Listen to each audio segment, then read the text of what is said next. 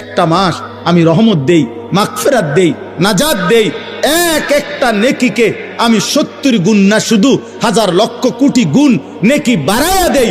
এত কিছু দিয়ে আমি চেয়েছি যেন আমার বান্দা জান্নাতি হয়, মুত্তাকি হয়। তুমি বান্দা কদর করো।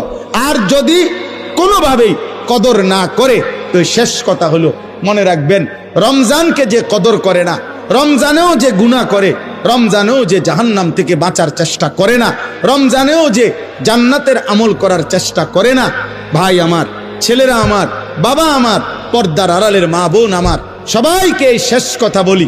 আল্লাহ রসুল বলছে, জিব্রাইল আইসা রমজানের শেষ দিন নবীজিকে আইসা বলে গেছে, ইয়া রসুল আল্লাহ, এত বড় রমজান পেল, ইফতার, সাহারি, তারাবি, এতেকাফ, শবে কদর, প্রতি ঘন্টা মিনিটে এত মাফ নেওয়ার সুযোগ থাকার পরেও যেই নাফরমান জাহান্নাম থেকে বাঁচার চেষ্টা করে নাই, গুনাহ থেকে আল্লাহর কাছে মাফ নেয় নাই, জান্নাতের জরুর আশা পূর্ণ করতে পারে নাই, আমল করতে পারে নাই, খোদার কসম নবীজি বলছে, জিব্রাইল আইসা বলছে, ইয়া রাসূলুল্লাহ, এমন নাফরমানের উপরে আল্লাহর লানত, আল্লাহর লানত, লানত, লানত।